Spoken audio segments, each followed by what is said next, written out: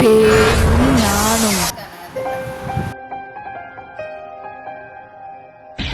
ஏன் எங்கடி இருக்க? கரண்ட் வேற கட் ஆயிடுச்சு. எனக்கு வேற பயமா இருக்கு.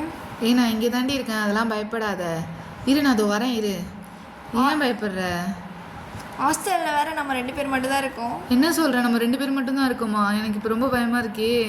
எனக்கு ரொம்ப பயமா இருக்குடி. சரி, நம்ம பேசாமல் தூங்கிடலாமா?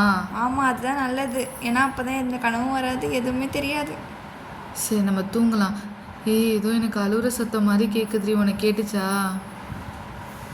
எனக்கு கேட்குற மாதிரி தெரியலடி. ஆமாடி, எனக்கு கேட்குதுடி.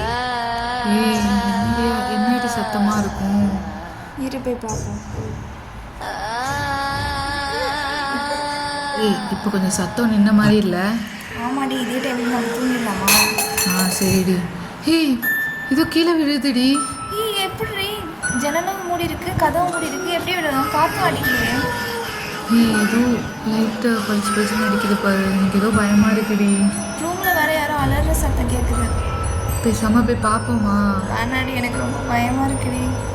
இல்லைடி, நம்ம ஒரு வேளை யாராச்சும் ஹாஸ்டல் ஸ்டூடெண்ட் இல்லாமல் இருந்து அதனால கூட இருக்கலாம். ஹாஸ்டலில் யாருமே இல்லை, எனக்கு தெரியும். இருக்கலாம், வேணா போய் பார்ப்போம், இரு. சரி வா போகலாம். சரி வா, பயப்படாத, நான் இருக்க. நம்ம எதுவாக இருந்தாலும் பார்த்துக்கலாம். நீ இருப்பான, நான் இருக்கணுமே. இந்த டைமில் உனக்கு காமெடி கேட்குது. ஏன்டி இப்படி சாரி பண்ணுற? போடுற நேரத்துலேயாச்சும் காமெடி சொல்ல.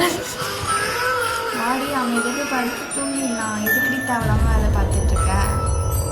இதுக்கும் போய் பார்ப்போம். சப்போஸ் நம்ம ஹாஸ்டலில் உள்ள ஸ்டூடெண்ட்ஸ் யாராச்சும் மாட்டிகிட்டு இருந்தால் என்ன பண்ணுறது? அப்புறம் அதுக்கும் பிரச்சனை நமக்கு தானே வரும். போய் பார்ப்போம் இருக்கும். சரிடி, எங்கே போனாலும் நம்ம ஒன்றாவே போகலாண்டி. சரி வா, பயப்படாத, சரியா?